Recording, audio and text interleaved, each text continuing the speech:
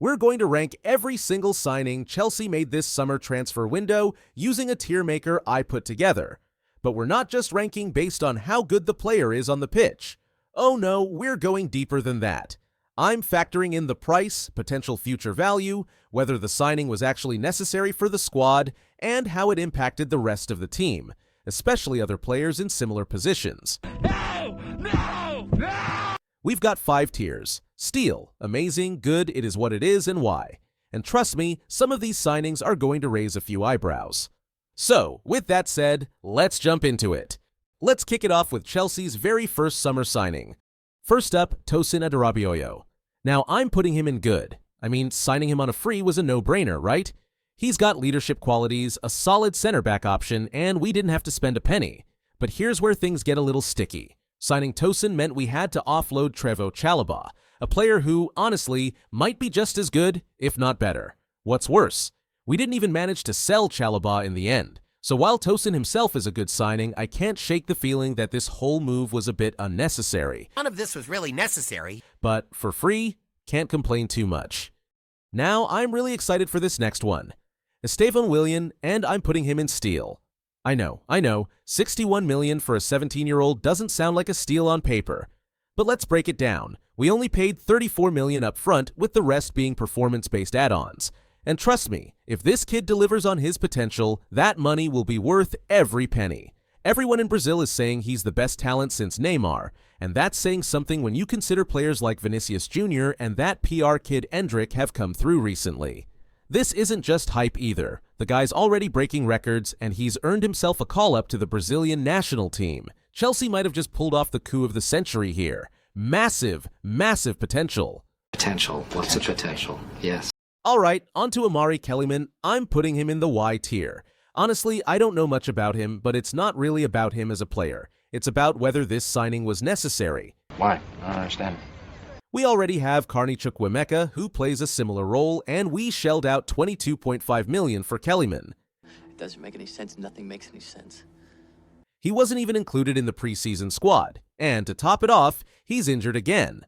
This feels like one of those moves where you wonder, why did we make this signing in the first place? But hey, if he proves me wrong down the line, I'll be the first to admit it. Marc Guiu. This one's an easy steal. Like taking candy from a baby. We grabbed him for just 6 million, which is a bargain for one of La Masia's top young talents. Bargain?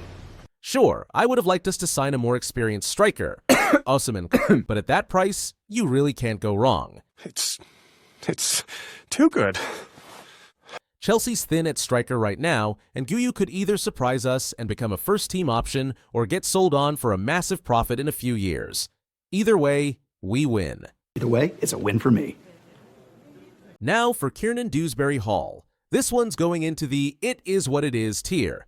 Look, he's a solid player, no doubt about it. He's a nice, solid guy. I've always rated him highly when he's played against us, always the best player when Chelsea have faced Leicester. But we wouldn't have signed him if the club hadn't already made the decision to sell Conor Gallagher. 35.4 million is a fair price, and Dewsbury-Hall knows Maresca's system, but let's be real. He's a step down from what we had. It's not a bad signing, just it is what it is. It is what it is, man. Renato Veiga. Now this one's tricky. I could honestly put him in good, amazing, or even steal, depending on how things play out, but for now I'm settling on good. We needed a new left back, especially after all the Chilwell drama and selling Maatsen. Which, by the way, I still think was a mistake. Shouldn't have done that. Veiga fits the bill perfectly, and he's versatile. He can play in midfield too. Given the price and his potential, this was a solid addition. Next up is Caleb Wiley. I'm putting him in it is what it is. 10.1 million for a young left back with talent is fine, but I don't see him breaking into the first team anytime soon. Yeah, that's not happening. He's off to Strasbourg on loan, which is a good move for his development, but again, I would have preferred to keep Maatsen and loan him out for another season. But hey, this is how the business works sometimes. There's nothing you can do about it. Filip Jørgensen is going in good. He's a solid goalkeeper and fits the ball-playing style Maresca likes, but is he better than Petrovic? I don't know. I'm not sure. Some fans are even calling for him to start over Sanchez. We got him for a decent price, so I'm happy with the signing. But he chose to play for Denmark instead of Sweden, so I'm knocking him down a peg. Oh, the reign of terror is back! Kidding. Kinda. Now for Aarón Anselmino, and this is going in amazing. A 19-year-old who's already on the verge of breaking into Argentina's national team for just 16.5 million? That's a fantastic piece of business. Wow, that's good. If either Badiashile or Disasi don't perform this season, I wouldn't be surprised to see Anselmino step up and take their place in the near future. Huge talent, small price. Nothing to complain about. This is just how we like it. Pedro Neto. I'm putting him in good. This was our first serious signing of the summer, and a lot of fans were buzzing.